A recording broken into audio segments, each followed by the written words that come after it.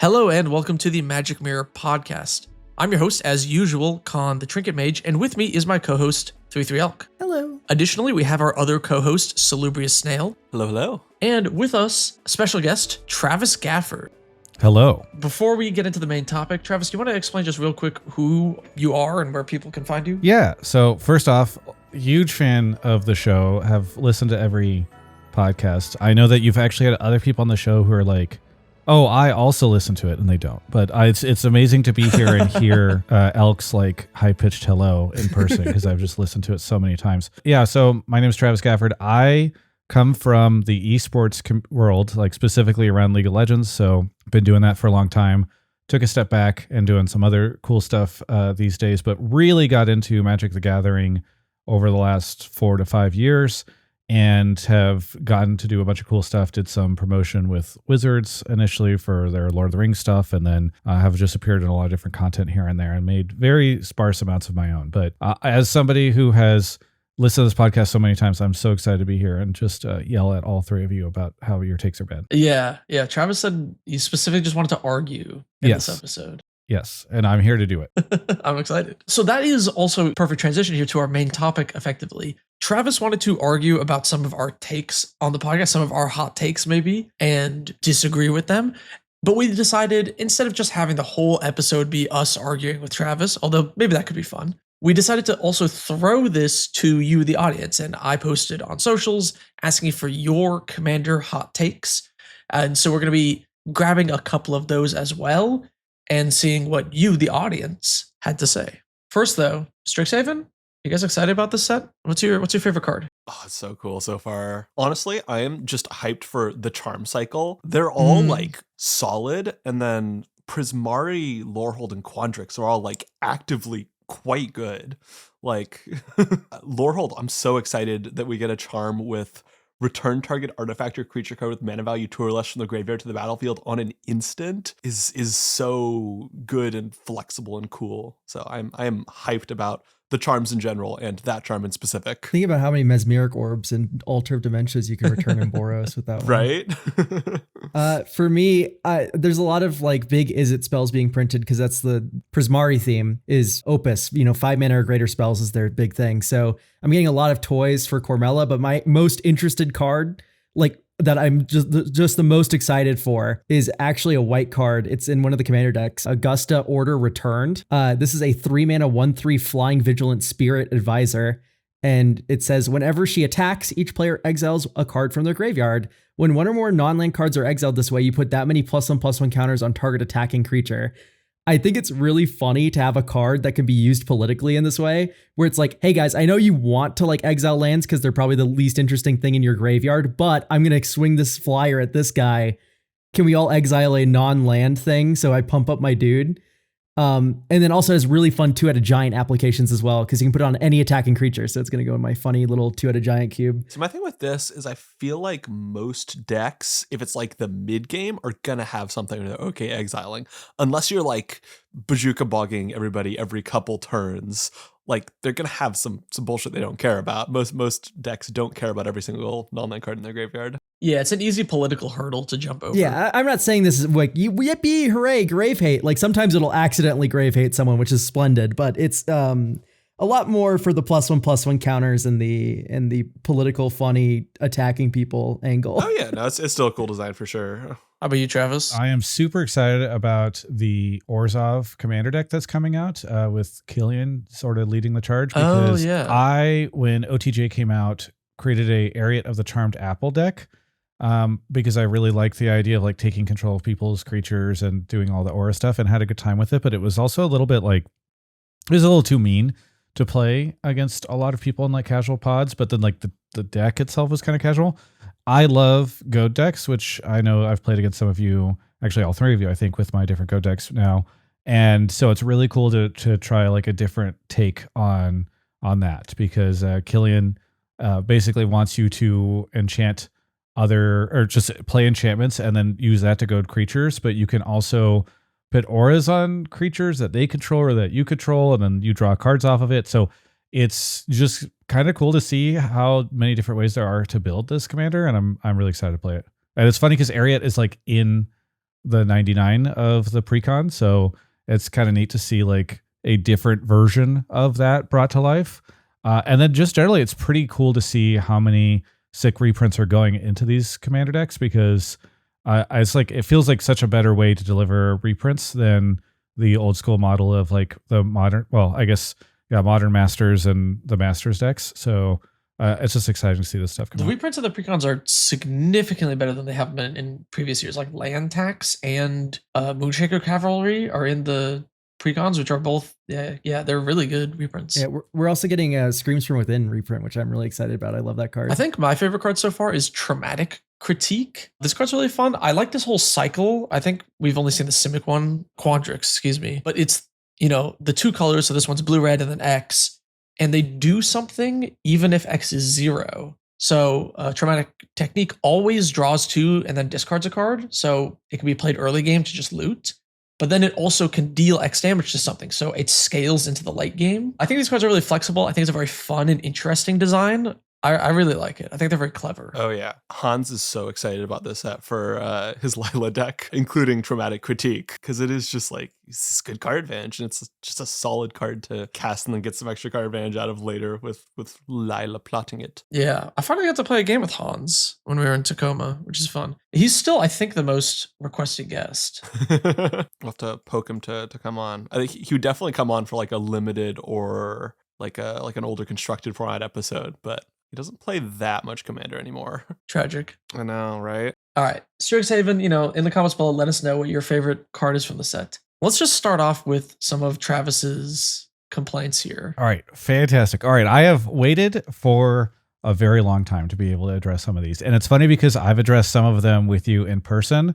So yeah. I think the most obvious one that we have had conflict on before discussed is your love and the podcast love of tutors. And I tend to be a tutor hater. And I actually think, like, at the end of the day, we are closer to the middle ground on this, because I don't think you all are like absolutely tutors are amazing in every deck, and I'm not like no tutor should ever be allowed. It's kind of funny too, because there's the question always of like what constitutes a tutor, because I have an only Assassin's Creed deck that I have built, and when the bracket system first came out, even though this thing is definitely a bracket 2, it was pitched as a bracket 3 by Moxfield, because there is a creature in there that goes and tutors specifically for its spear every time it enters the board.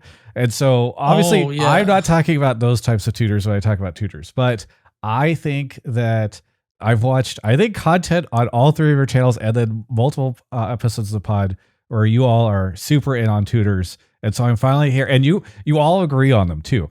Every time I listen to one of these podcasts where you all are doing this, it's like, oh yeah, tutors are so great. Yeah, tutors are great. Yeah, why does everybody hate tutors? So I'm finally happy to be here to represent tutor skepticism on the podcast. I mean, I'm interested, Travis. What do you not like about tutors here? Okay, so for me, there's several different things, which you have all tried to kind of debunk on previous episodes, but I have sort of debunked for the debunks. So for me, I really enjoy Limited as my other format of Magic the Gathering. I play probably as much, if not more, Limited than I do Commander. It depends usually on the set. I was definitely playing way more Commander during TMNT than TMNT Limited, for instance. But I think that the thing that really attracts me to games like Magic the Gathering, or I'm super into Slay the Spire 2 right now, the sort of variability and unique situations you can end up in where you're experiencing something you haven't really experienced before, that is very fun to me. And I think that is one of the things that draws me a lot to Commander, for the singleton nature of it, the fact that there are so many cards in it. There's a whole conversation we had about how, you know, they're printing a bunch of cards that are very similar to other cards. But for me, I try to like really embrace that idea of, with 4 different decks that are custom built, nothing's defined by the meta, you're going to have a lot of unique experiences. Yes, sometimes everyone is going to pull out, you know, the Moonshaker Cavalry again or whatever to beat you, but as a win condition. But I think for the most part, like, the novelty of the game is what I really enjoy. And for me, there's been several times where I have friends who want to play decks where they play it like it's a modern deck, where for them, they are just using, you know, like a Vamp Tutor or something like that to just go get the one specific card. They have a bunch of different ways to stop you from stopping them from executing their win condition. And it just becomes really boring when you're playing these decks and people are just tutoring for the same thing. And I think it becomes a challenge where if you have a pod that you're playing consistently against, you just are kind of playing the same experience over and over again, which I don't enjoy as much. It's why I don't play Modern and that type of thing. So I get frustrated by that. And I know you all have explanations for why you don't feel like this is a good argument, but I do think that it, quote unquote, goes against the spirit of the format. And I'm ready to defend that position when you all sort of dive in here and talk about, well, spirit of the format, this, blah, blah, blah. Yeah. I mean, I feel like I get what you're saying about the linearity of certain decks, right? Like if your deck is, your elf ball pile where you go wide with elves and then you play your Crater Hoof or your Triumph of the Hordes, whatever your finisher is, and then you win from that point, right? Your deck is sort of structured in the way that you're going to be doing this A, B, C plan every time. My issue is I don't think that although, B of that plan can be tutoring for C, it's not inherently a problem of tutors. Because if I play, for example, let's just say I play like a hard control deck. My deck is all removal, all card draw. It's just a pile of counterspells, pile of card draw, and then I have an Approach of the Second Sun in there. And that's my win con. Whether or not I tutor for it, the game is still very linear and it's still winning in the same way every time. Tutors or no tutors. So would that be a fun experience for you? And if the answer is no, then I guess tutors aren't the problem then, right? It's just linear decks. Yeah, so I think that tutors increase the linearity of the play experience. And so you are right that if somebody has a singular win condition and they are just trying to aim for that win condition every game, it ends up being pretty not fun. But whenever they create increasing levels of consistency for it, it becomes much more likely that you're going to have that same experience. And it stops the other player from trying to figure out a secondary win condition. Because if you only have the single win condition and you only have one way of getting to it, which is, maybe drawing into it or something along those lines versus just going and picking it out of your deck, then that deck is just inherently less strong than if you come in and say, all right, well, I'm not going to be able to consistently do this. I need to create a backup solution. But when you have a tutor that just goes and gets that exact win con, that becomes your backup solution in my mind. And so it creates, in my opinion, just a lot more boring decks, which also creates a lot more boring play experiences, even if that player is enjoying it, for the people that have to play against that deck. So here's where I want to kind of talk about floors and ceilings a little bit. I think that there's a lot of people out there that really value a high deck floor. I think having a deck that performs the same every game is not necessarily a downside all the time. And the reason is it's just very comforting to know that there's that floor that your deck is going to have every time you shuffle up and play, and you're not going to just sink an hour into an unwinnable game just because. Sorry? I was gonna say, I think it's important to distinguish. Are we talking about floor as in your deck always does something power level wise, or your deck always does this game plan? Because those two things are very different things. I think sometimes get mixed up together. Yeah, I'm saying in forms of game plan. I built my Kellen deck to meld Brazella, and that's the one thing I want to do. I can't really do that in any other formats, and I want to do it as much as possible. It's my favorite thing to do in Magic. Okay, so I have a lot of tutors to go and grab those things, right? So I can always have a shot to meld Brazella.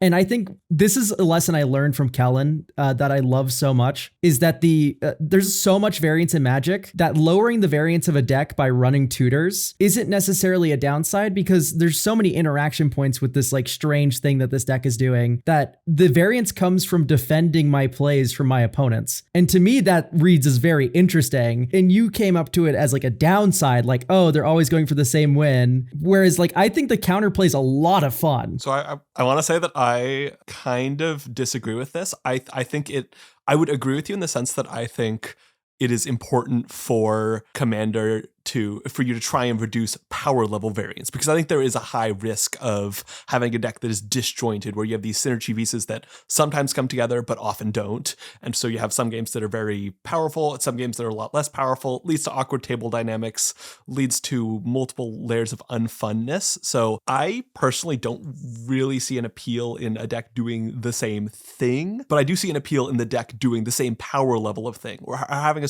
pretty high floor to the power level. So maybe that's a place where we disagree and we're not all quite the same.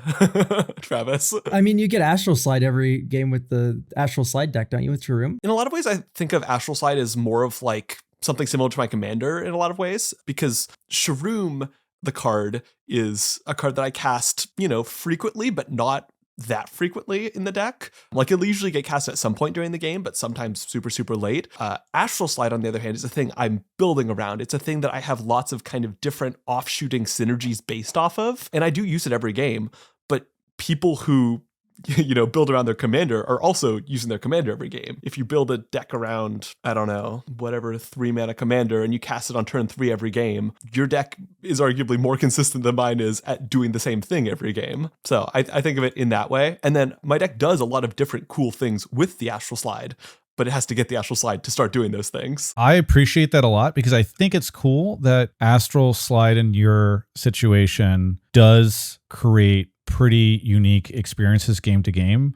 Now, maybe you're just saying that because I've only played against it once and these guys would be like, oh, actually, it's always the same thing. But it seems like you can create a unique experience, almost kind of akin to the like enter the dungeon effects, right? Where like the game is now sort of changed by this sort of global effect as opposed to being the win condition in and of itself, where once you've assembled Exodia, you win. I think that is less concerning to me than a tutor that goes and gets the extreme win condition. Yeah, I feel like a lot of the problem people have with tutors is with definitive win conditions. A lot of people say, oh, you just tutor for your combo piece every time. But it's like, what if I don't have a combo in the deck?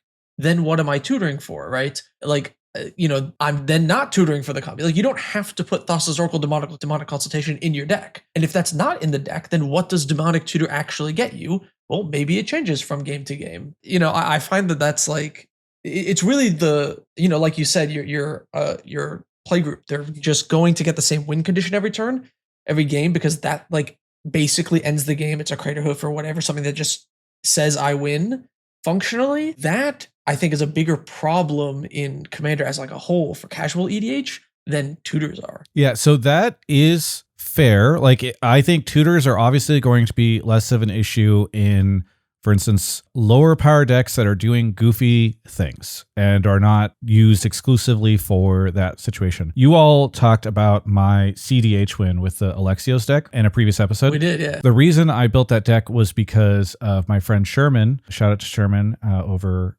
working on some Riftbound stuff. He uses tutors to just go try to enact a infinite combo with Savra as his thing, where it just sacks and drains you and you could just build the combo infinitely on top of the stack. And I find that very obnoxious. However, I think it's less of an issue whenever players are just like, I'm tutoring for something very goofy. I'm going to have less of a concern with that. The only other side of it, besides win conditions, that kind of I get annoyed, especially by the tutors that just let you go get virtually anything, is the fact that when you pull the tutor, it is inherently the second best card in your deck in that moment that you could potentially pull, because you can just go get the best card for that moment. And so I think that is a little frustrating, because it also decreases sort of the way in which you need to solve the problem or draw into a problem or find unique solutions to a problem or politic around it, because it is the removal piece that you need for an enchantment at that time.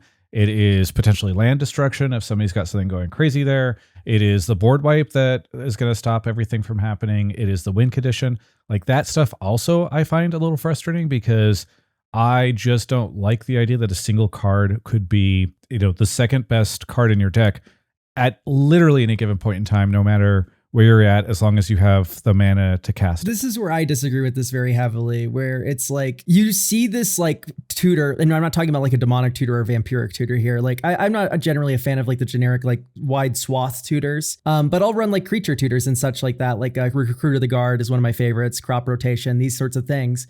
And when you build a package of removal spells, you are doing so with intention during the deck building phase, and it looks very like one note during gameplay, but that's because I feel like all of the thought process and the deck building is where the cost is, right? Beforehand thinking, what am I going to put inside of this card? It's kind of like a build your own charm. If you have a crop rotation, you're thinking, okay, I'm going to get a Pit of Offerings in my deck. That makes your mana slightly worse, but now you can exile graveyards off of your crop rotation. To me, I don't find that like, any shade of oh, this is the second best card, it's like kind of free and easy. I don't see it as free and easy. I think I see it as like kind of cool that you can like have a build your own card with a crop rotation or what have you. Yeah, that is an interesting take. I guess if there are, it sounds like what you're arguing is there are potentially deck building changes that you have to make where you're putting in cards that are slightly worse than you would normally in order to enable that tutor to function in the way that you need it to. So there's like a bit of a trade-off in the deck building situation. And I could be convinced that is a good thing or a cool feature of tutors. And I think it's probably going to be the case the further out from like a global tutor that you can get. I don't know if there's like a specific term for like vamp tutors or something like that, but that would be kind of cool if there was. But I think when you start to get into these more specific tutors, that's where things get less of a problem for me.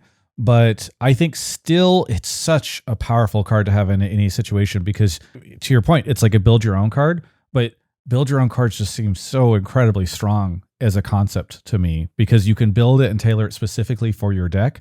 And that is really good, you know? But that's also just so fun because you have a bespoke thing that just works for your deck. All right. It's so interesting to me that you can have like this insane, like interlace synergy with multiple cards. I love how crop rotation like, specifically changes the context of lands. It makes their ETBs into spells almost, or like Court of Calling, instant speeding a creature out. Like instead of running typical instant speed, board protection spells, you might opt for a Selfless Spirit because you can Court of Calling for it, right? It's super cool that you can do all these like different side grades with your tutors in mind. Yeah, I guess the only thing that's a challenge is like if you are Court of Calling for a specific creature, you're probably doing that in a deck that wants to be playing these types of creatures anyway, because the deck is probably themed around creatures, which is why you're putting Court of Calling in there in the first place, or at least like it heavily emphasizes the use of these. So you're going to put in a creature that just like destroys an enchantment on ETB because you're like, well, deck is all built around playing creatures. The commander wants me to play creatures. So you're not, I think, sacrificing too much in the process of doing this, but I do see where you're coming from in terms of it creates kind of cool deck building experiences. I just question, especially in 2026, where you have so much functionality on so many different cards, how creative you actually do end up needing to be in that deck experience, Have you ever flashed in a Spirit of the Labyrinth off of a Court of Calling in response to someone's big card draw spell? It is really funny. No, I haven't, but this is kind of the exact spirit. So you just linked it in the chat. I'll say it for people who are listening to the podcast. It's 2 mana for a 3/1. That's an enchantment creature spirit that each player can't draw more than one card each turn. That is pretty cool. I do like the fact that you could make that play and it's pretty big. However, the fact that you get to flash it in at instant speed after tutoring it kind of just goes for what I'm talking about, right? Where like you don't need to overemphasize having this type of card in your deck to deal with other stuff. You just need like the singular copy and hope that it doesn't end up in your graveyard or something like that, because you will just, as long as you have that card, you have this person who's about to draw a bunch of stuff and you have the second best card you could possibly have for that moment other than Spirit of the Labyrinth. Actually, I guess it's the best card you could have because it wouldn't be able to flash in on its own. And so I think that's because we're talking about Court of Calling. Court of Calling tutors any creature, which is still a pretty open tutor. I think that this argument works way better if we scale it down to like literally Trinket Mage, right? Like only grabs 1 mana or less artifacts. If you want that to do a lot of things, you have to run a bunch of weird specific cards, cards that are like oftentimes not particularly good. Or like Wizard Cycling is another one that's fairly narrow. Yeah. Yeah. Well, they do become less narrow every what now it's every 6 weeks that we release a set.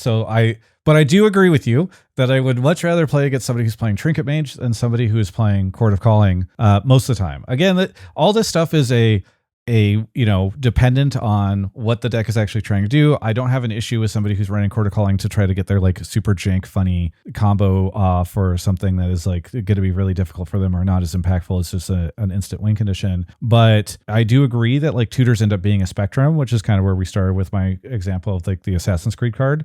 And Trinket Mage is definitely on the safer side of that spectrum versus a Court of Calling or a Vamp Tutor or something along those lines. I do want to actually go back to Cassandra Eaglebearer for a second, which searches up the card Spear of Leonidas and puts it on the battlefield. Yeah, it's a flavor win is the way that that card is designed. It's definitely... Sure, yeah. So my thing is like, if tutors, like if I go Trinket Mage to grab my Aether Spell Bomb because it's the best bauble in my deck, if that's against the spirit of the format, because it's like I have 2 Aether Spell Bombs, this one isn't. Or alternatively, if they just print another like Aether Spell Bomb 2, is putting both of those in my deck against the spirit of the format? Yeah, so perfect thing. I was super glad that you brought this up. So 1, Cassandra Eaglebearer is basically like 2 cards in one. In my mind, Cassandra Eaglebearer is not too different than a card that creates like a token that's called the Spear of Leonidas, and it comes onto the battlefield with her. It becomes something you could pay extra to, you know, kick her or whatever to bring it out. So like,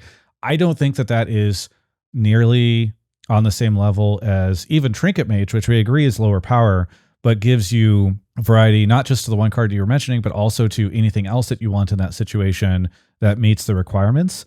And so, yeah, I would say Cassandra Eaglebearer nowhere close to Trinket Mage in terms of power, which is probably why your channel isn't called Cassandra Eaglebearer. I mean, but also, I'll change it next week. Yeah, thank you. You probably should. But also, okay, so in response to your second question, which is what about the fact when they print a card that is functionally identical?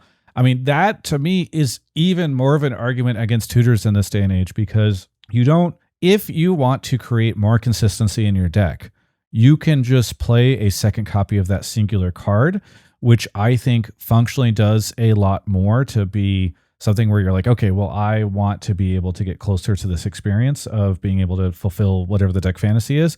I don't need a tutor to go get the exact card in that specific moment. Like a lot of the arguments I know I've heard the 3 of you make before for tutors is, oh, I like this thing because it enables my deck to even function, because it allows me to be able to create some sort of consistency around this weird effect, which I respect. But as we get more and more cards that can increase the consistency in and of themselves, I think tutors become arguably more offensive because they're fulfilling a requirement for the deck that you don't need anymore, because now there's like a functional reprint. Obviously, that's not going to, like, they're not going to create a second set of cards that do the exact meld effect you're trying to pull off, Elk. I was about to say, please, Wizards, print Bruna 2 and Gisela 2.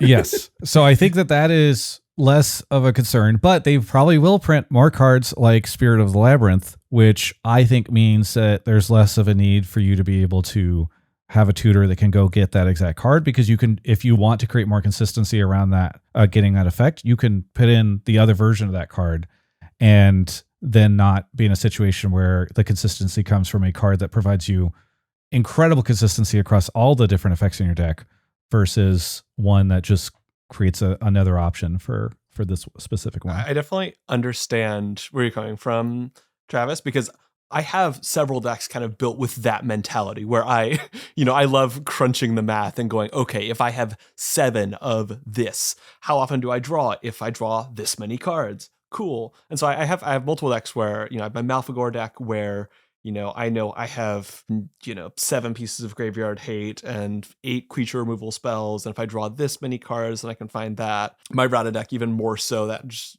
heavy density of ramp. I know how likely it is I'm going to be finding that. But I also have other types of decks. And I think you are right that as we get more and more cards, you will see more and more cards to perform the same effect. And so therefore decks in aggregate need less tutors, but you can also modulate that. You can turn up the complexity of your deck. And by complexity, I mean like in terms of like the number of moving parts. You can make it so that you need 5 cards to function a particular thing rather than 4. You can make it so that you need, this, and this category of card rather than just this. You can add different synergy families that, make it less and less likely that your deck would function without tutors. It's funny. I have a Fiddly artifact deck that's bracket 3 that contains 10 tutors, which is my Sharoom deck. And I have a Fiddly artifact deck that's bracket 2 that contains like 2 tutors. And granted, the bracket 2 one's like a little bit more complex, but they're pretty comparable in that there are a ton of moving parts that are required to make the deck do things. And that means that the parts can like combine in a lot of different interesting ways, but without the tutors, they don't come together that often. I think that is super cool. I also think you guys are just doing stuff that virtually no one else does when they build commander decks. So like that's part possible. Of it too, is like, I listen to the podcast, I listen to the YouTube stuff, and you guys are like, yeah, but now I can create like a 5th level of ascension within my deck where like I could do all this stuff. And I'm like, most people are just like going to EDH Rec and dragging and dropping cards into Architect or Moxfield. So like, I think that is true. And these are the reasons why I'm not universally against tutors in all situations, but why my immediate impulse is to distaste in those directions, because I think people do use them for the less fun ways. And I think your channel does a pretty good, all of your channels do a pretty good job of arguing for more unique ways to do it. And the other thing I would say is, as much as I came on here to complain, I have played many games against Trinket now, less against you guys because Trinket lives in my backyard, but literally he's in a shed back Good there. internet. That's what he did with Alex. Hey, listen, True. That's true. it's true, actually. Good internet out there too, I imagine. The first couple of years of being a content creator, you have to stay in the shed somewhere. But I have never had a moment where Trinket has done something that is like so egregiously offensive with a tutor. Actually most of the time I feel like his decks end up unfortunately more underpowered than the rest of the cards or decks at the table, and he just loses quickly. But yeah, I build really bad decks. Like I am intentionally making garbage. Con, every time you play a fucking card against me, you have to read it. Which, yeah, that is the only thing I care about, is I want to play cards and have people go, when was this printed? 1865? Why are you playing this? I don't know. That's the only thing I care about. I think 9 mana deal 10 is pretty simple. Oh, that's true. That's true. But it's part of the reason I like all your channels is because you all have a spirit of let's do unique stuff. And I think a lot of people don't do that. And it is something that I value a lot in my own deck building, or even if it's not particularly unique, like just something fun. Like a lot of people really like the all Assassin's Creed deck because nobody paid attention to that set when it came out. And so everybody's like, oh, what is this? And it like functionally works really well. So it's neat to see something like that. I don't want to slog you guys too much down with the tutor conversation, but the other thing I would just want to mention is because I went and pulled quotes from specific episodes, episode 19 of Magic Mirror Podcast. So I just want to say real quick, you've done more work for this episode than either of these two groupers have ever. I've been waiting for this episode. Trinket said, the spirit or point of EDH is to casually play Magic the Gathering with other people. That's how the format was designed, to have fun in between rounds, which was his counterpoint to the idea that variability was part of the spirit of Commander, or variance, so I guess I should say. episode 19? Yes. Okay. It was episode 19, and I listened to it and I took issue. I honestly, this was before you and I met, and I thought about just spinning up a video that was just all three of you, because I think by this point in time, Snail was on the episode. We're just like, yeah, trinkets are fine. And you all just agreed, and I was like, God, nobody even argued. My main issue with that take is you could justify anything with that by being like, well, this is fun, so it's cool. And that's part of the fun of Commander, I agree. But I don't think that is like a design philosophy. Your design philosophy is not like people are supposed to have fun. Your goal is people are supposed to have fun. The design philosophy is here's how we're going to create that fun. And I do think that whenever everybody's playing these sweaty constructed decks at tournaments all day, and then somebody's like, let's create a deck that has 99 cards in it, but it's all singleton. This is at a time where there was a lot less cards that had identical effects, that there's no way that these folks were not thinking of variance as being a fundamental design philosophy for the format whenever they did it. So that's my pushback on one of the things I've heard repeated multiple times. Sure. I would agree that the original architects of EDH probably had variance front of mind when coming up with it. But I also think that the format has changed and grown well beyond what the original architects of the format intended. Can I complicate that statement a little bit? Sure. I think the original people did. The people who decided that any legendary creature can be your commander did not nearly as much have variance in mind. Oh yeah, is what I want to say. That's fair. Okay, yeah. This is like a founding fathers kind of conversation where it's I don't know, maybe women shouldn't be allowed to vote. I guess the founding fathers didn't want them to. It's I don't know. It's there's amendments. The EDH has changed so much. It's not even it's Commander now, right? What's an Elder Dragon? I would like to be clear that I believe in women's suffrage, and I don't want to be compared to anybody who disagrees with that. But yes, I do agree that stuff has evolved, but I just mean citing sort of the spirit of the format stuff and saying, well, the spirit of the format allows this. And you guys consistently bring up the Commander stuff as a argument for why it's okay that variance is lower.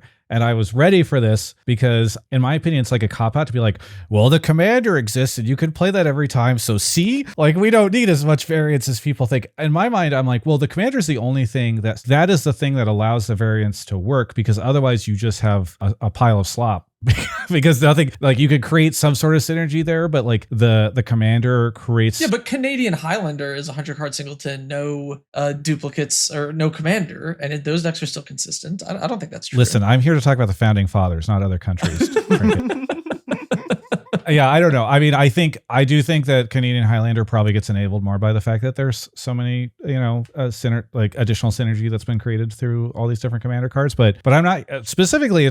I do kind of mean what I say is it's like I am here mostly thinking about commander, and in commander, I do think that while it is true you have this specific commander that you can play, the fun, in my opinion, of this often comes, and a lot of the way that the design of the format works is like, how can you, with all the variants of a 99 card singleton deck, make that commander work versus like, well, actually the format is incredibly consistent because you get access to this. Also, by the time that thing dies 3 times, that commander is not particularly relevant in most cases. So yeah. I would say that it's not like you can play it for free every time and have it come out and always get this effect. Like there's a lot of restrictions around it. I think this like commander forward deck building can lead to some or just as many, if not like worse and more bad decks to play against than ones with like more low variance because of tutors or what have you in the 99. Right? You have Edgar Markov, Kulain, right? You have all these like really annoying cards that are just like super value or just like completely like insane aggro, like hyper consistent. And it's like these decks are way more boring than the ones that are built with the 99 having more power. Oh yeah,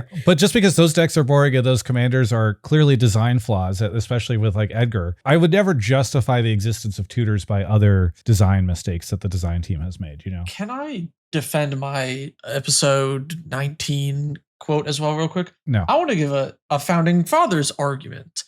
So when, they made the dang constitution, there's like parts of it that are supposed to be amended, right? So in fact, you could even argue that's for women's suffrage because they made it so that you could change it to allow for that. When EDH was first made, they could have, but they didn't add a rule that said, you can never, ever search for another card. They knew Demonic Tutor existed. They knew Vampiric Tutor existed. They knew Imperial Seal existed. They could have made it so that those would never, ever be played if that was actually like a core absolute tenet of the format. But they didn't. Yeah, but like there were also cards that we've banned since then that they didn't. I think I would agree that the format has to evolve. I would never suggest like, well, we should only play the way that Sheldon Menery designed this format to be. Like obviously things change and there's, originally the rules committee and all the stuff that's been born out to adjust that stuff. But I don't know. I still think that, look, they're going to keep printing tutors. People will continue to find more consistency. I think I am sad about the fact that this format will become less and less unique in terms of the gameplay experiences from game to game as people figure out ways to make their games more consistent, often around a single like specific win condition or game plan or something like that. Because I do think it's fun to watch people try to like puzzle things out versus, well, here's my flow chart. I get this card, then this card, then this card, and I win, Well, then at that point, when they print 800 more Blood Artist effects, the less consistent deck will be the one that has to tutor for a unique effect. Yeah, well, that's fair, and I maybe that's cool. I have another complaint. Okay. If we have time for it. I mean, yeah, I'm here for it. All right. Let me see who else you quoted. Magic Mirror Podcast episode 11. You guys have a conversation about every content creator's, hated card, the boogeyman of the content creator formats, Reliquary Tower. Elk says there's really no argument for it in most decks. I wouldn't add it to a deck that has more than 3 colors or doesn't draw 40 cards at a time. And Trinket says Reliquary Tower is only good in a game where you can actually play all those cards that you're drawing. I would argue if you all like the idea of tutors and having the ability to get all this stuff, then having a fistful of cards that you don't have to discard at the end of your turn is something that actually plays into the ability to execute more complex game plans. And I would say, I know that podcast was from, 2 years ago now, 18 months, I forget. But I think that there's so much card draw that they've added to this format now. And like not even things that you need to put in your deck, but other cards that people will play that just create opportunities for you to draw a lot more cards, that Reliquary Tower has become more viable. I still am skeptical of it over decks that have more than 3 colors, but the vast majority, I feel like, of decks that people play are 1, 2, or 3 colors. So I think that Reliquary Tower And I know that this is like a dangerous thing to say because I'm going against like the groupthink of all content creators with this, but I think it is a much more functional card than people give it credit for. Okay, so Khan, I want you to remember the last game I played with you with Safara, my mono white deck. Do you remember what happened during that game? Yeah. You got bricked on mana, right? I had 3 colorless sources and 1 white source, and I couldn't play any of my spells. You drew all the utility lands and completely bricked on white sources, and then you couldn't do anything and lost. Oh yeah, that was funny. Was one of them Reliquary Tower? No, I don't run Reliquary Tower. I run 7 other colorless lands, though, in my mono white deck. Yeah. I mean, how many lands are in that mono white deck? 39. Okay. I mean, that seems like pretty bad luck then, I gotta say. I don't know if that single instance Reliquary Tower is never free. It's never free. Also, I generally think that discarding to hand size is actively good. Putting cards in your graveyard is broken. Oh, it depends on the deck. Yeah. There's some where you want them in the graveyard, in which case, obviously, you're not really running Reliquary. Yeah, like one of the big things that happened during the one game where I played my stupid idiot Ailey Reanimator deck is I discarded a bunch of things, and then Snail had to look at my graveyard and go like, oh shit, this is actually a big issue. And that would have happened if I was running Reliquary Tower. And that's the deck that draws 40 cards at a time, more sometimes. But yeah, I think I would much prefer to see a deck with like graveyard synergy or whatever than like a Reliquary Tower. I do think Reliquary Tower can fit in certain decks where hand size matters, but that's like the extent of where I care about it. Reliquary Tower has its place in decks. The main thing I dislike is when people present it as free because, you know, it's probably making your mana base worse. And even if it isn't, even if you've kind of worked it all out and you've decided that the cost of it is okay, you could be running a better colorless land in its place in a lot of decks. So that's the main thing I like to push back on, is when people try and present it as this like no-brainer, hey, I'm just including it because I want to include it. And to be clear, if you really just hate discarding to hand size that much, that's fine, but I think it's just good to acknowledge that you're paying a price. Yeah, I think obviously that there's some price to pay for it. Colorless is not the same as having to, but they have just printed so many ways to make sure people don't get mana screwed in Commander now. Like literally, we were just talking about Secrets of Strixhaven. They have another land cycle for that in there. And so I just don't think that cost is that high these days. And while I do agree there are certain decks that do want graveyard stuff, if you're not wanting to get cards into your graveyard for some reason, then I think that is more fringe than Reliquary Tower is. Yeah. Also, I agree that there's good mana fixing, but you could be running a Rogue's Passage instead. True. Or you could be running like a Command Beacon instead. Inventor's or Fair. You could be running a Buried Ruin instead. Or a Karn's Bastion instead. Or a Demolition Field instead. There's just a lot of things. They've also printed a ton of cool colorless lands. Yeah, that's true. I think there's a lot of times where I've like reviewed decks on stream, of which I've done like over 750 or something stupid. I don't think I've ever once gone like, God, I wish I had a Reliquary Tower right now. I have gone like, I want Talon Gates of Madara in this deck though. That card's heat. That's true. I think it is fair. Oh, go ahead. I was going to say, do you run Reliquary Tower in the Aloy deck? I think we didn't, because I wouldn't have suggested. Yes, exactly. I think there's a world where I didn't put it in there because you were helping me build. For those that don't know, I think we're going to talk about this in a future collaborative effort. But I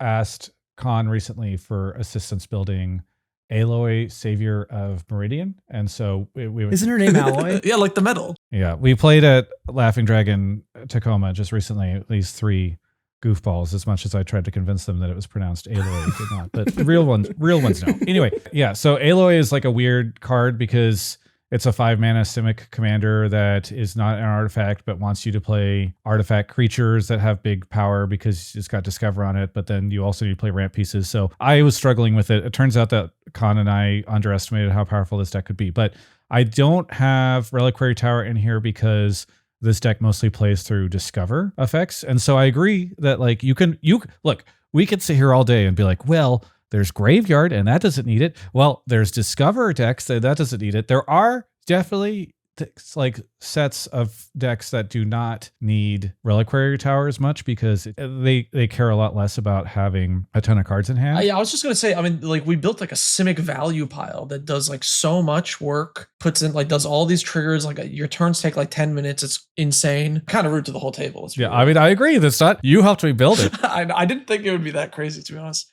And you didn't even notice that Reliquary Tower wasn't in the deck. I did So when I was presumably- discarding down 20 cards because every time I played an artifact, I was drawing a card. Like I definitely at one point in time was like, maybe I should put Reliquary Tower in this deck. So, but I agree it's less Okay, necessary but there. Are you winning those games though? Am I winning the games? Oh, that Where I'm you getting to do all discard, this where you stuff? draw 20 cards? I didn't win. Did I win our game that we played that with? I think there's a world where I lost. Aloy won? I think I won because I Mutinous massacred everything, didn't I? Yes. Yes. Yeah. Exactly. I think it was pretty close. So if I'd had all my creatures. If you had Reliquary Tower, you would have gotten Mutinous massacred there. Exactly. Thank you. I rest my case. You could have actually ran like Homeward Path though, and that would have actually saved you. That's true. Homeward Path would have actually saved you over Reliquary Tower. All right, so we need to add both of these cards to my deck, I guess is what I'm realizing. It's just, I don't know. I feel like you've been saying that the deck is overperforming. It's doing really well. You bumped it up to bracket 3 because initially we thought of it as a bracket 2 deck because it was way too strong. And you are constantly drawing so much cards that you're discarding like 10 cards on end step. And you still win those games. And then my question is, what do you need the 10 cards you're discarding in hand for if you're just winning the game already? I mean, I think we just agreed I didn't win that game. But I think, well, so here's an argument for it, right? Like one, I think it's fair that there's a separate conversation here around how strong is that deck and is Reliquary Tower too strong to add to that deck? I think that's what you're insinuating, Con. Which, fair argument, very strong card. But I think the argument there might also be, okay, if I did want Reliquary Tower because I wanted all these cards in my hand, maybe part of the reason I want Reliquary Tower in that deck is because it, much in the way tutors increase consistency, you can increase the consistency by having these answers in your hand because you don't need to discard them. Like one of the challenges I have, and honestly, all three of you could probably jump on making a video about how to manage like what to discard in a game because you're trying to figure out, what are the functional things to try to have in your hand at any given point in time. But that's a challenge I run into every time I do need to discard down is like, all right, am I keeping the board wipe? Am I keeping like the instant speed hexproof for one of my cards or my commander? Like it is nice to be able to just sit there with your Uno meme version of a deck or hand and just be like, okay, well, I have a bunch of answers if they do anything. And quite frankly, unlike tutors, I had to probably do a lot more work to get those cards than, well, unless I'm playing Heuristic Study. Some but players be like, a lot more work being like you just had a bunch of non-games that you could have just not had if you had tutors. Hey, listen, I'm not a big Simic fan. I play Aloy because I understand she's Simic value, but she does some weird non-Simic stuff. But like the Nelly Borka Sabrina Carpenter deck that I have that just gets, I get everybody to, I spend the hard social capital of getting you all to attack each other to draw cards off of Nelly Borka.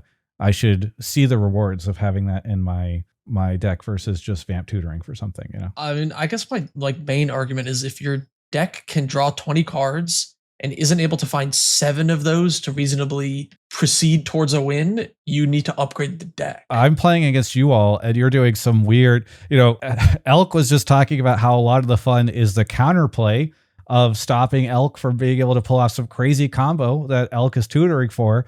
So I need 20 cards to be able to have all that interaction to try to, karate stop the different moves that Elk is going for.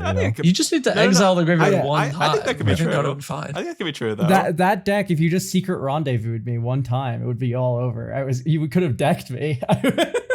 You know what's funny about that game? So we, for the audience, we played a game together where Travis had literally 0 fun. And that wasn't because of tutors, though. That was because of the stupid blue-white Gear Hulk, whose name I'm forgetting. Riptide. It was several things. I did tutor for it. Trinket and I were basically doing nothing. And Riptide Gear Hulk. Yeah, Riptide Gear Hulk. And Elk was doing some cringe shit, and Snail was doing some even more cringe shit. And then we were just sitting there, and I was like, well, this is it's true. Hey, if you want to make the argument of there's other cringe stuff that happens in Commander besides tutors, and my friends on this podcast do that, then yes, I will agree with you on that. But I don't know if that means tutors or Reliquary Tower are takes that I agree with, No, I think that was just, we didn't coordinate that game very well. We had a Goad. That was really funny. No, that was so funny. A Goad deck running against 2 decks that do not care about Goad. Yeah. the pitfall there. There's nothing cringe with drawing 40 cards in a single turn, okay? There's something beautiful about it, I feel. I love Villa's Broker of Blood. He's funny. Yeah. Do we want to? We're at like the hour mark already. Time flies when you're having fun. We're not getting into people's hot takes. That could be a future episode. I was gonna say. We could take one or two. I mean, I've got time, so if we want to just do like one or two, more let's hop on like one or two. The cream of the crop. What are the best like audience hot takes here? Yeah. Well, here's one that I think is kind of actually a little bit of a hot take here. Degay Dragon on Blue Sky says 90% of bracket 3 decks are bracket 2 but running 3 game changers, or bracket 4 and running worse alternative cards, 2 game changers to get down to 3. And that's why 90% plus of bracket 3 groups are miserable. Most would be happier instead just playing bracket 4 and accepting quick games or slowing down to bracket 2. And I've definitely had more bracket 3 games that felt weird recently for whatever reason. Like I'll play against like a, powerful commander, basically fully kitted out to the gills with a mid-range game plan with a powerful commander, 3 game changers. At what point does that pass bracket 3? I don't know. At the same time, there will also be kind of the decks where somebody has some game changers, but it does feel relatively weak or inconsistent. So I think I need more data to know for sure, but I have noticed a little bit more games feeling weird in bracket 3 lately. Game changers, I think, are quite literally the biggest distraction of all time when it comes to building a bracket 3 deck. It's like, oh, I get to put 3 game changers. What are my 3 slots? Like, that's not how you should be thinking about a bracket 3 deck. Most of my bracket 3 decks have 0 game changers in them. Kellen has 1. It's Drannith Magistrate. Every other one, like Farrakha has Seedborn Muse. Like, I don't fill up my game changer slots because that's just not even like, it doesn't even cross my mind. It's more like game changers are just kind of annoying cards that people don't like to see all the time. So we're going to put a limit on these so that way you can't just fill a deck with them. And then what actually makes your deck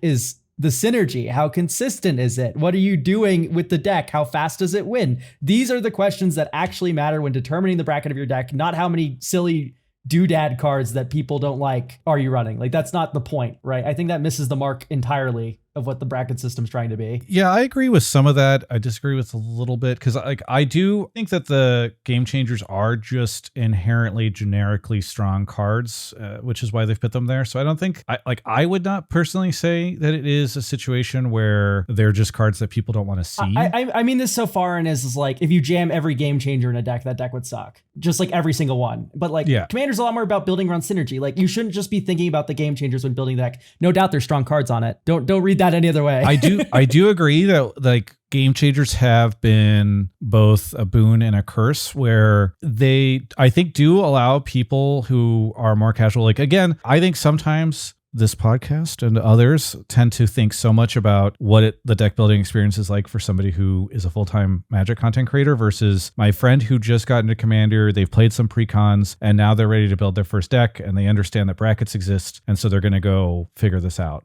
And I think one of the downsides here is people go, oh, okay, in order to compete in 3, and I think this is what you were getting at, Elk, it's like, I need to probably put some game changers into this deck. Which ones should I get? And then it kind of becomes a weird thing where the deck can end up a little lopsided. I also just think I have 2 other things here. One is the bracket system has become a little bit of a challenge for people, especially casual Commander players, because they keep updating it. And I'll tell you right now, if you search EDH brackets, the first thing that comes up is introducing Commander brackets beta from February 11th, 2025. And so you go and you look at that, and that graphic is outdated. And then there's other graphics, like the one that they put out is updated later on, and then another one. So it's actually actively difficult to figure it out. And I understand that like Moxfield and Architect were supposed to try to help with that a little bit, and I think that's nice, but it feels like they've tried to kind of take a step back from being too prescriptive, which I also understand. So like, that's pretty confusing. I think that probably leads to more challenges. And then I finally think that I agree with this hot take, mostly because I think 3 is just too overloaded right now. Whenever it first came out, I got kind of annoyed that there's a lot of different things that all fit into 3 and don't fit into 2 and don't fit into 4. And so I know you're not supposed to talk about like it's a strong 3 or a low 3 or a 3.5 or whatever, because that kind of defeats the purpose of the system. But I also think that there's so much different variance within 3 in terms of what a deck does that kind of fits there that it's starting to get kind of messy. I mean, I actually think that saying this is a low 3, this is a 3.5, this is a high 3 is explicitly kind of the purpose of the bracket system, right? It's a rule 0 tool. I honestly wish people did that a lot more. And I imagine the people on the format panel probably also want that, because that does make it more helpful to put together games. Now, I imagine there are some people out there who don't necessarily want to label their kind of kitted out Ur-Dragon deck a high 3 because, they're trying to have a deck that fits into this, neat box, and they've built like the most powerful possible thing that does fit into that box. They're, kind of approaching it with a competitive mindset in some sense. But I think it's very useful to be able to kind of articulate language like that and kind of be more specific with where your deck fits within the broader bracket system. So then aren't there 6 brackets? Really, there's 10. Like that's you want there to be.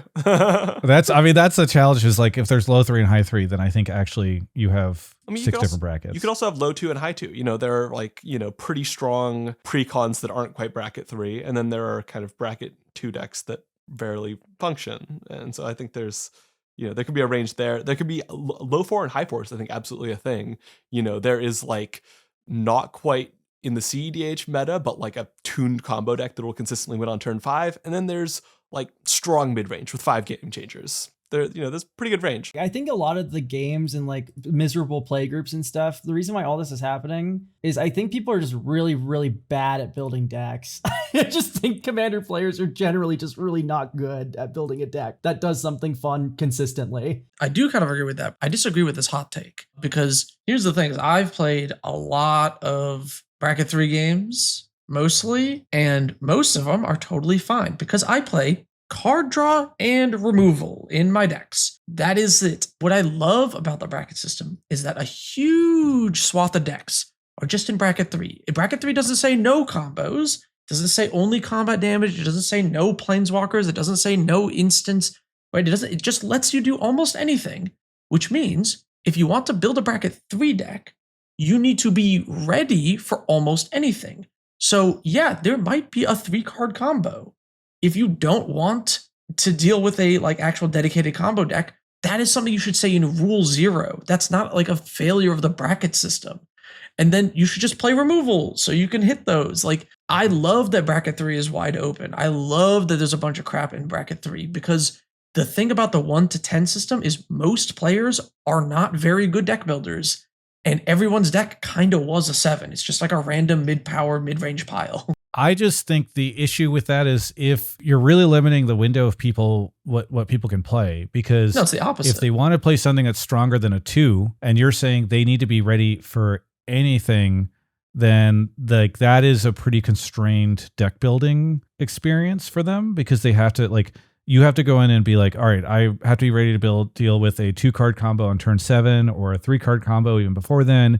I have to be able to deal with like these game changers. Have to be like, it puts so much onus on the person to build a deck that is, in your opinion, prepared for so much that I think it constrains the type of deck they can build. Oh, Mr. Anti-Tutors doesn't like that there's diverse different decks and different gameplays? Like, no, I don't like I'm saying you can't roll up to bracket 3, have no enchantment removal, and expect to be fine. Like, I think that it's tough to expect people who are in bracket 3 to have answers to such a broad amount of challenges, right? Like a 3-card combo, 2-card combo, like the stronger aspects of what actually fits into 3, I think is an issue. So I like that there's a lot more variety in the decks in bracket 3, but I think you start to squish that variety down whenever you're like, all right, here's the checklist of stuff that Trinket Mage says you need to be ready for. You need to be ready for it. The checklist is like, have a way to destroy artifacts, have a way to destroy enchantments, put card draw in your deck. That's the checklist. Like, it's not that crazy. I don't think it's that.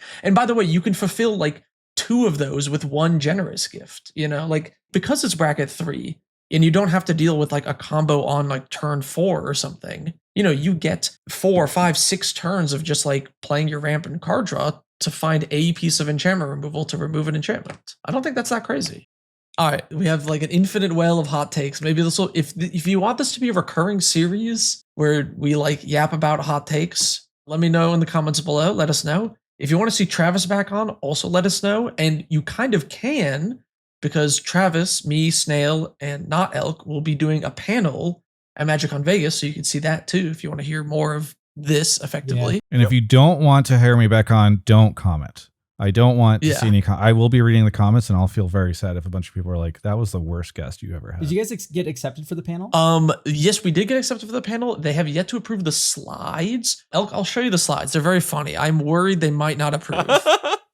They might be really confused. I can't wait to look at the slides because I won't be there. I'm gonna be too busy partying and like hanging out with people that I like. So wow, holy moly! Not what the hell? Boozers, bro. We'll tell Quips and Guacs who said that.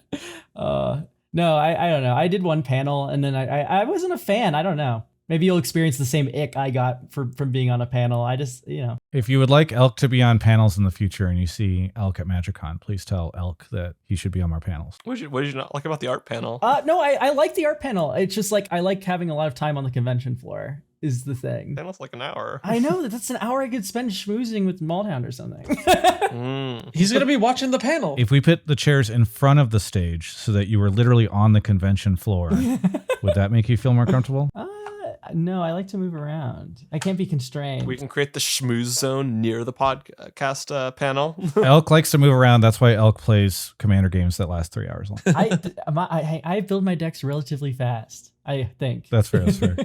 So what's our question? Yeah. Moving on to the Beseech the Mirror section. This is where you beseech us for answers. And on Spotify, 200 Hot Dogs asks, Mirror, Mirror, I cast Soulfire Eruption targeting everything and copied it 4 times to ask, what are your wildest expectations for the Fractured Reality set coming this year? Yeah, I think the wildest idea I have, I'm locking it in now. It's not going to be that wild. It's going to be a cool set.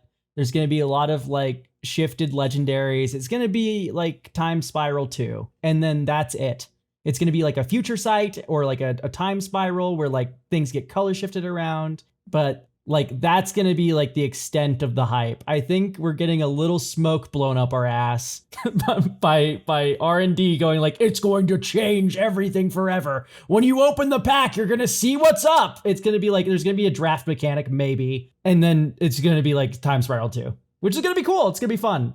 I just think it's not going to be like the best set of all time. I would take Time Spiral 2. That sounds cool. I like Time Spiral 2. That has me pretty excited, right? That's going to be a good set. I just think it's nothing. They're not reinventing the wheel here, I do agree that it'll be interesting. I think Reality Fracture will have fracture foils. That's my hot take. I think that's how I think that my guess is that what they are worried about is the color shifting, and that they probably, whenever Rosewater's like, oh, we thought we wouldn't be able to do this, that they are pretty worried about like creating Mana Tithe 2.0 and stuff like that. I suspect, and I don't have an answer for how they will do this, but my guess is what they figured out, quote unquote, is how to do these like color pie breaks without it having dramatic impacts on the rest of the format, or other formats, I guess I should say.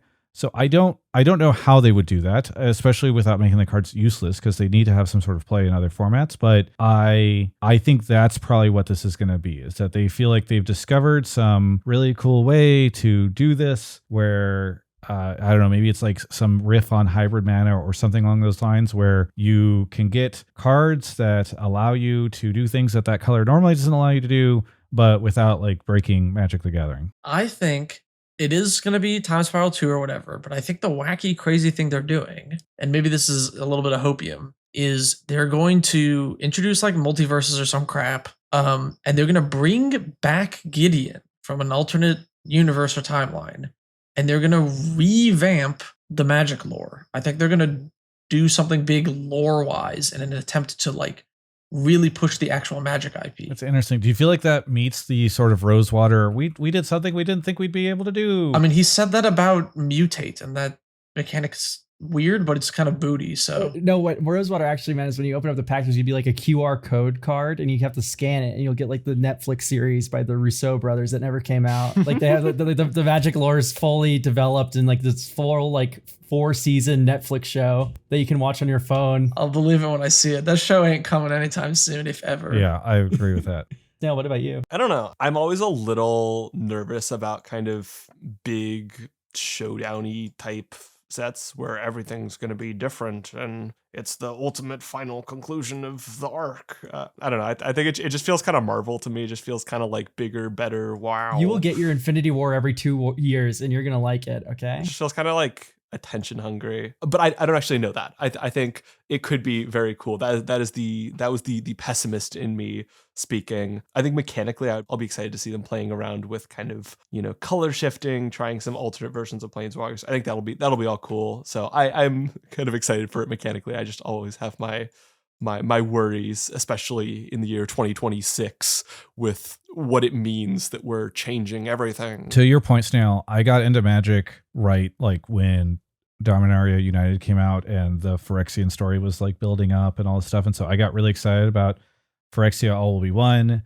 And then March of the Machine hit, and I was just like, that I guess it's over. All right. It was so sudden. And after that, I definitely lost a lot more interest in the Magic lore. It's because packing the story into like one set is Magic like lore yeah. sucks so bad for the most part, and it's like, or like recently anyway, and it's like it sucks because March of the Machines is probably my favorite limited environment after like Mystery Booster 2, I guess. I mean, it's also just crazy when you're getting lore drops like 6 months apart because there's 2 Universes Beyond sets there. Yeah. Like, I'm not a Universes Beyond hater, but it does make it really hard to tell a story when you're like, all right, the story will update on a cadence of, okay, these are back-to-back in-universe sets, and so you get them. Okay, now it's 6 months before you get the next one. Okay, now you get a bunch. The UB release schedule has definitely screwed up like a consistent lore drop. Yeah, Magic used to just get like regular novels. It was cool. People don't read anymore, Elk. I don't even read, but I definitely listened to a couple of the audiobooks. And audiobooks are reading, apparently. So yeah, this podcast is reading. I like the Duskmourn stories, but I think that was the last thing I've read of Magic lore. We hope you've enjoyed this episode of the Magic Mirror podcast. Wait, was that you trying to end the podcast, Travis? Hey, it's been great to talk to you guys. And if you all enjoyed this podcast, please subscribe, and we'll see you next time.